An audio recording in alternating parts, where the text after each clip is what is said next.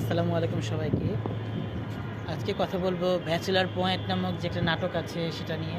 খুব বিশ্রী ভাষায় এরা যে ধরনের উপস্থাপন করে এবং এই নাটকগুলো দেখলাম যে ইদানিং সব জেনজে না, কিছু জেনজে যারা এটাকে খুব মুখরোচক নাটক হিসেবে মানে বেছে নিয়েছে এবং এর সবগুলো সিজন দেখার জন্য পাগল হয়ে যায়। তো আমি একটা কথা বলবো, জেনজে না, সরি, নাটকের যে মানে এই কলাকৌশলী বা যে পরিচালনা করছেন, আপনি কি আপনার বাবা মাকে নিয়ে বা বোনকে নিয়ে এভাবে দেখতে পারবেন? আপনি যে ধরনের জিনিস বা যে ধরনের কথাবার্তা এই নাটকে ইউজ করছেন। এরপর মার্জুক রাসেল, এই লোকটাকে আসলে মানে আগে শুনছি সে রিক্সাওয়ালা ছিল, আসলে সে রিক্সাওয়ালার মতো।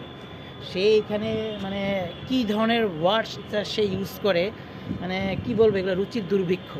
আমাদের সময় যারা নায়ক ছিল 90-এর দশকে, মাহফুজ আহমেদ, তৌকির আহমেদ, তারপরে হচ্ছে আরও জিতু হাসান, আরও যেই নায়ক ছিল তারা নোবেল, কোনো সময় এই ধরনের ওয়ার্ড তো তারা এই ধরনের নাটকই তারা করে নাই। এবং মানে তাদের যে মানে নাটকের ভাষা শৈলী এবং তারা যেভাবে নাটক করেছে, প্রত্যেকটা নাটক কিন্তু আমাদের এখনও মানে হৃদয় ছিল এবং এখনও তাদেরকে কেউ শুধু গালাগালি করে না, বরঞ্চ বলে যে ওনাদেরকে কেন নাটকে রাখা হয় না। মানুষজন এখনও তাদেরকে মিস করে। বাট এই যুগের যে দেখলাম যে নাটকের পরিচালককে আমি ঠিক জানি না, যেহেতু আমি নাটকটা দেখিনি, এবং কয়েকটা ক্লিপস দেখে এত বাজে বাজে ওয়ার্ড তারা ইউজ করে, মানে এগুলো এখন আমি মুখে বলতে পারতেছি না, কারণ আমি তো উচ্চশিক্ষিত।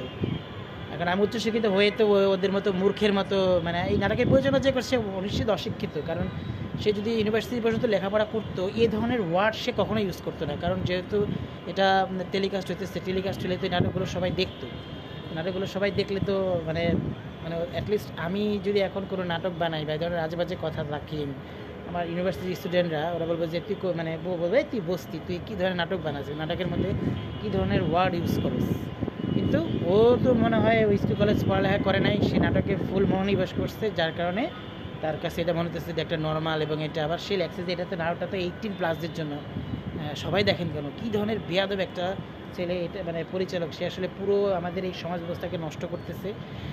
আমি এখনই বলবো যে সরকার এবং যারা এই ধরনের আছে টেলিকাস্ট বা সেন্সর বোর্ড যারা আছে, এই নাটকটাকে অবিলম্বে বন্ধ করে দেওয়ার জন্য। এবং এখানে শুধু মানে পুরুষ না, এবং মেয়েগুলোও আজে বাজে কথা বলে, এবং ইদানিং দেখায় যে জিনিস ছেলেমেয়েরা জানে না সেটাও দেখা, যে বাসায় কেউ নাই, তার বয়ফ্রেন্ডে ফোন দিল বাসায় আসার জন্য, অথবা যেমন ওই পাশা ভাই পরের ওই মেয়েটারে নিয়ে ঘরের মধ্যে কথা বলতেছে, এবং আরেকজনে মানে বলুন না, একটা ছেলে সে বলতেছে যে কী শব্দ হইতেছিল কেন, হ্যান ত্যান, এত লক্ষণ তো ভালো না, এই ধরনের শব্দ হয় কেন, মানে কী ধরনের যৌন মানে কথাবার্তা এই নাটকের মধ্যে ঢুকানো হয়েছে। তো আমি বলবো যে অ্যাটলিস্ট মানে বাংলাদেশের যে সম্প্রচার কেন্দ্রের যারা লোকজন আছে, যদি ভিডিওটা দেখে থাকেন, এগুলো অবশ্যই একে মানে এই ধরনের নাটকগুলোকে আগেই বন্ধ করা উচিত, সমাজ নষ্ট করা, এবং এই পরিচালককে আগে জরিমানা সহ জেল দেওয়া উচিত, কারণ যাতে মানে এর পরবর্তীতে কোনো পরিচালক যখন উল্টাপাল্টা কোনো নাটক করতে আসে, যে সে ভাবে যে আমাকেও একই অবস্থায় যাইতে হবে।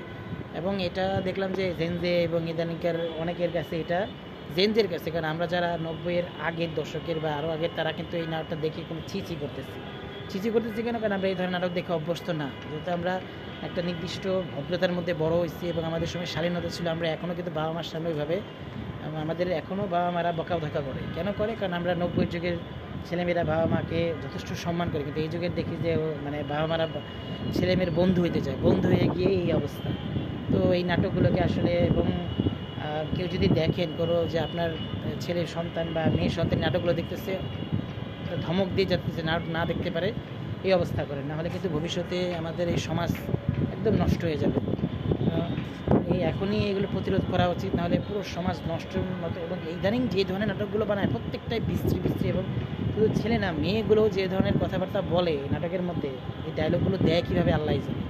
এই নাটকের একটা সিনেমা দেখছিলাম, কাবিলা ওই সাবিনুরকে বলতেছে একে হারে ন, হেলোকে থেকে থেকে আয়ও হারিনো, এটা কোন ধরনের কথাবার্তা, মানে মানে কী বলবো, এরপর কী ধরনের আজেবাজে কথাবার্তা বলে। এরপরে ওই নতুন সিনে দেখলাম যে কে নাকি পারে না, হ্যান ত্যান, এগুলো নিয়ে এই ধরনের কথাবার্তা, মানে আবার হারবাল টারবালে কথাবার্তা বলে। এগুলো কোনো মানে কুরুচিপূর্ণ নাটক, এগুলো আপনার ছেলে মেয়েকে মানে দেখতে দিবেন না, দেখলেই ওদের মানে মানে ধমক দিবেন যাতে না দেখে। এবং আরও যারা সম্প্রচার কেন্দ্র আছে আমি এদেরকে বলবো অবশ্যই নাটকটাকে বন্ধ করে দেওয়ার জন্য।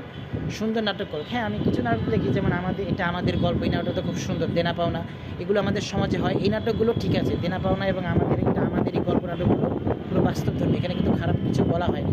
কিন্তু ওই ব্যাচেলার পয়েন্ট এবং আরও কিছু নাটক আছে যেগুলো মানে বিশ্রী, এগুলো মানে যদি বন্ধ না করা যায় তাহলে ভবিষ্যৎ প্রজন্মকে নষ্টের হাত থেকে বাঁচানো যাবে না, এবং এদেরকে পিটিয়ে পুলিশের হাতে ধরিয়ে দিতে হবে। নাহলে শুধু শুধু পরিচালক না, সাথেও যেসব অভিনেতা অভিনেত্রী এই ধরনের বাজে অভিনয় করে এদেরকেও, বিশেষ করে এই কী বলে ওটা, যে মার্জুক রাসেল, এই লোকটা বিশ্রী, মানে তার বয়সের সাথে যায় না, সে কোন ধরনের ডায়লগ ছাড়ে।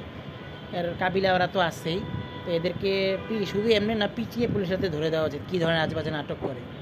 ধন্যবাদ সবাইকে।